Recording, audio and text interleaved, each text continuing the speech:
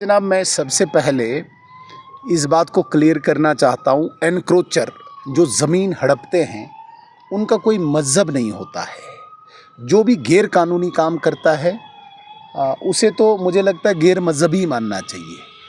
कुछ political leaders, खासकर जो सत्ता में जम्मू कश्मीर में बहुत देर तक रहे हैं, वो इसलिए चला रहे हैं क्योंकि ये चिंगारी उनके घरों तक जाने वाली है। मैं आज आपको क्लियर करना चाहता हूँ, अभी पीला पंजा जहाँ पे चला है ये यहीं तक नहीं रुकना चाहिए। लैंड ग्रेबर्स किसी विशेष समुदाय के नहीं हैं। लैंड ग्रेबर का एक रिलीजन है, वो ये बड़े बड़े जो मगरमच्छ हैं जिन्होंने जम्मू कश्मीर की ज़मीन हड़पी है।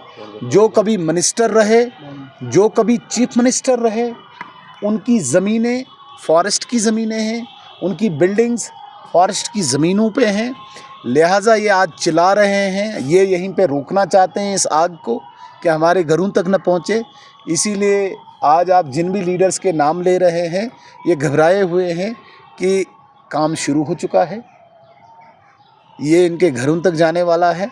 आप बठिंडी देखें, जो आज जम्मू कश्मीर के अपने आप को सरपरस्त मानते हैं, उनकी पूरी बिल्डिंग सरकारी ज़मीन पे और फॉरेस्ट ज़मीन पे है।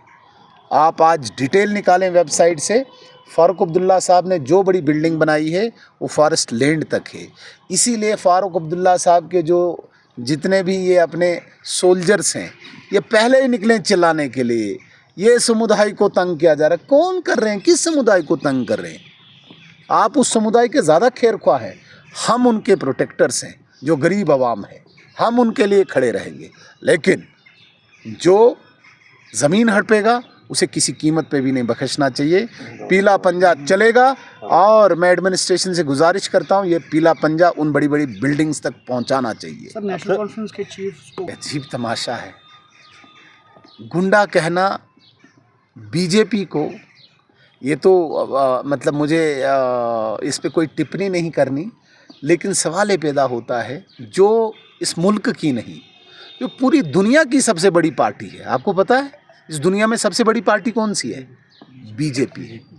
अब ये इल्ज़ाम लगाएंगे, ये हमें सर्टिफिकेट देंगे, ये जो 4 डिस्ट्रिक्टों में पार्टी है, जिस नेशनल कॉन्फ्रेंस को मैंने कई बार कहा है कि काजीकुंड से इधर कोई जानता नहीं, ये किसी चिड़िया का नाम है या जानवर का नाम है, वो बीजेपी को बताएगी कि बीजेपी क्या है। चीफ स्पोक्स पर्सन, अभी उसको अपनी आइडेंटिटी नहीं पता है वो क्या है। कभी वो पीडीपी में होता था, आप बताइए ना ज़रा, उसका पिछला रिकॉर्ड निकालिए चीफ स्पोक्स पर्सन का। वो पीडीपी का तब तो फ़ारूक अब्दुल्ला साहब को गाली देता था, हो सकता गुंडा ये तब इनको भी कहता हो। आज इधर है, हो सकता कल ये बीजेपी में आके फिर अपनी नेशनल कॉन्फ्रेंस को बोले कि ये गुंडा है। गारंटी दूंगा ये बहुत ज़्यादा देर इधर उधर रहने वाले नहीं है। लेकिन सवाल ये पैदा होता है कि इस प्रकार की शब्द, इस प्रकार के लफ्ज़ निकालना बहुत गलत है। सर, फारूक अब्दुल्ला ने आज एक बयान दिया है कि बीजेपी के पास इश्यूज नहीं होते हैं, तो व्हाट यू वांट टू से? नहीं, इश्यूज़ हमारे पास, देखिए इश्यूज़ हमारे पास सबसे ज़्यादा हमारे पास ही है। इश्यूज़ हम उठा रहे हैं।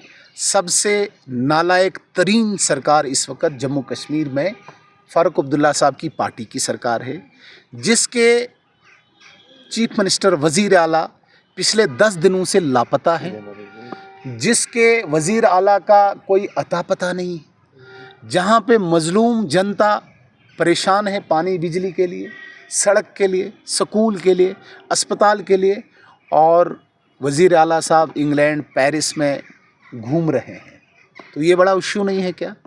इशू सबसे बड़ा बीजेपी के पास ये है कि भाई तुमने कहा था हर महीने 1 सिलेंडर गरीब को देंगे, नहीं दे रहे हो, ये इशू है। आपने कहा था 200 यूनिट बिजली सबको देंगे, नहीं दे रहे हो। मैं तो ये कह रहा हूँ कि सबसे नालायक तरीन ये सरकार इसलिए ये डाइवर्ट करना चाहते हैं मुद्दों को, क्योंकि इनके सामने सवाल खड़े हो रहे हैं बिजली के, राशन के, गैस के, और सबसे बड़ी बात, जिस मुख्यमंत्री को ग्राउंड पे होना चाहिए था गरीबों के बीच में, आपने कहाँ देखा आज तक चीफ मिनिस्टर? देखा कहीं पे डाउनटाउन में देखा, कहीं बडगाम में देखा, किसी गांव में, पुलवामा के किसी गांव में देखा, कुपवाड़ा के किसी गांव में देखा? कहाँ देखा? मैराथन के ग्राउंड में आधी निकर लगा के दौड़ रहा है, कहाँ देखा? स्कीइंग करते हुए गुलमर्ग में कहाँ देखा? साइकिलिंग करते हुए पहलगाम में। आज आप लंदन से फ़ोटो मंगाइए किसी वीडियो कैमरा से, वहाँ पे भी किसी होटल में बैठ के कॉफ़ी पी रहे होंगे। तो फारूक अब्दुल्ला साहब कहते हैं हमें मुद्दा नहीं है, बीजेपी के पास मुद्दा नहीं है, हम लोगों की आवाज़ हैं और लोगों के मुद्दे हमारे मुद्दे हैं। Thank you sir.